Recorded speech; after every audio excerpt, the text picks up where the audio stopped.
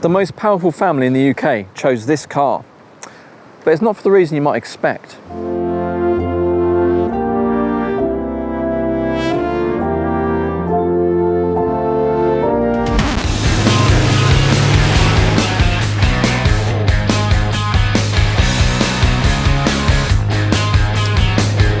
So then, why did the most powerful and famous family in the country choose this rather than a Rolls-Royce, Bentley, or something more purpose-built? Well, I think I know the answer to that. The Range Rover first appeared in 1970, and it wasn't conceived as a luxury vehicle at all. Land Rover wanted to build something that could match the capability of a traditional off-roader, like the Defender, but with enough comfort to be used every day. At the time, that idea didn't really exist. You either bought something tough and agricultural, or something comfortable and fragile. The Range Rover, well, it was designed to sit directly in the middle. Early models were basic. You got vinyl seats, hose-out interiors, but underneath was a coil-sprung suspension system and permanent four-wheel drive, which gave the Range Rover its unmatched ride comfort and capability. But by the late 1980s and early 1990s, cars like this 1991 Vogue SE represented the full realisation of that original idea, a genuinely luxurious vehicle that never lost its ability to work. In doing so, the Range Rover didn't just evolve, it practically created the luxury SUV as we know today. So, what relevance does this car have to the royal family, you might ask? Both the Queen and Princess Diana regularly use these Range Rovers, and there are plenty of famous images of them actually using them. Today these cars are commonly referred to as the Chelsea Tractor, but back then it wasn't really the case. It was a car that gave the Queen and Princess Diana independence, though arguably you could say their influence actually made it what it is today. So why did they actually choose this car then? Well, it was British built, it was practical, it was sensible, it's comfortable, and it was equally good on mud and road and gravel. The Queen mainly used it for driving around Balmoral Estate and, doing whatever she wanted to, really. She also used these Range Rovers to transport guests, staff, and family. And it is the perfect car to do so. It's very comfortable and it almost feels like being in a living room. Really, it is the sort of car that the Queen just hopped in whenever she wanted to, and it just worked. Diana's use was culturally just as important. She used it for driving around London, taking the kids to school, and sort of everyday chores. And she was quite regularly photographed in these cars as well.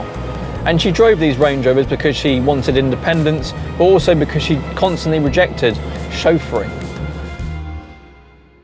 While neither the Queen nor Princess Diana specifically drove the Vogue SE model, the other models offered the level of luxury and refinement they required. The Vogue SE was the top of the range model at the end of the car's life cycle. Range Rover refined the interiors and perfected that V8 engine. And comparing it to the rivals, it was better in a lot of ways. The G-Wagon felt too military, the BMWs weren't as practical, and the Jaguars felt too fragile. And amongst the tall, boxy and commanding exterior, you get a very refined and warm interior, with hand-stitched leather, wood, and sometimes the occasional bottle of whiskey in the back. It is actually quite a nice place to be. It does feel like a country house on wheels, and you do get quite a few standard features even for the time period, such as heated seats which don't work, air conditioning which also doesn't work, memory seats which don't work, and cruise control which doesn't work. But everything else is pretty much tip-top. You've also got this nice analog clock integrated with this sort of wood along here, which actually you can sort of choose what type of wood you wanted at the time. You've also got a low-range gearbox, a sunroof which does actually work, and the most used button in the interior is probably this fuel filler cap button. And obviously being such a big car, you do have a nice amount of space in here, and it's obviously plenty for your dogs and shooting equipment. The only thing that probably lets the interior down is, the fact that it is a bit old now. Some of the buttons are quite clunky, but it does add to the character. And the luxuriousness continues here in the back, and I haven't actually mentioned these lovely brown and sort of beigey coloured seats, which are in a nice leather, very comfortable.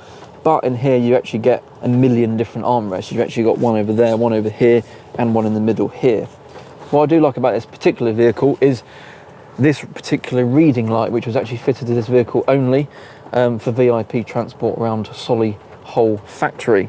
And that means that they could basically read the spec sheet in the back, which is what I'm going to do now. There we are, look how cool that is. And actually, this is the very car on the front of this.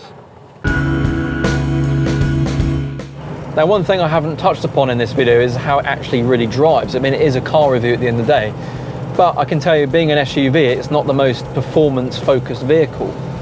The power comes from a 3.9 litre Rover V8 engine, which produces around 180 horsepower. It's smooth and characterful, but it does feel a bit sluggish compared to today's standards. It kind of sounds like the engine's moaning at you, you know.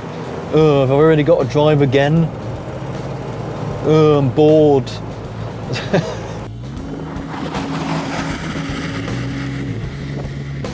The steering feel is a bit sort of slow and heavy. It's not particularly responsive, but you know, it's kind of expected to be like that on such a big car.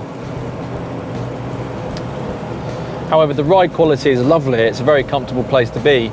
It's quite wafty through the corners, and you know, it's ideal for daily driving, really. Now, this particular car has a 4-speed automatic gearbox, which does mean it revs a bit unnecessarily, which, as you can imagine, does contribute to the fuel economy, which is woeful.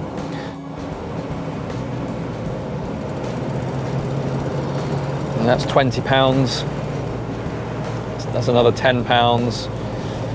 It really is the perfect car for the countryside. You know, one minute you're on tarmac, the next minute you're on a gravelly or muddy road.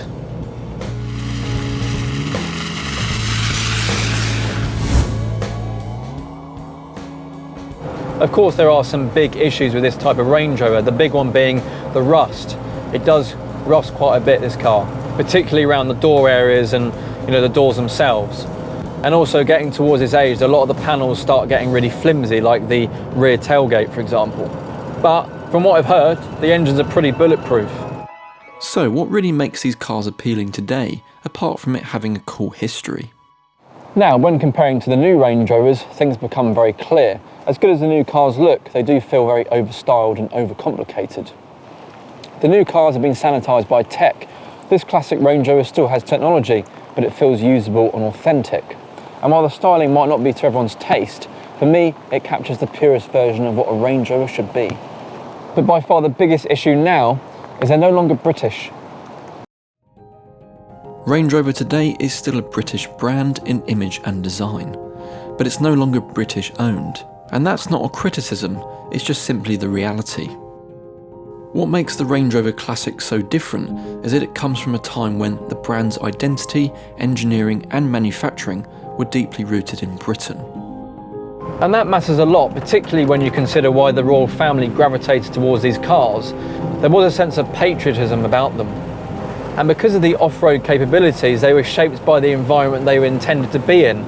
They were very much tailored to Britain and British use. So, I guess that answers the question of why the royal family love them. They're practical, comfortable, but most importantly, they're not too flashy. It's a quality I worry modern versions have started to lose.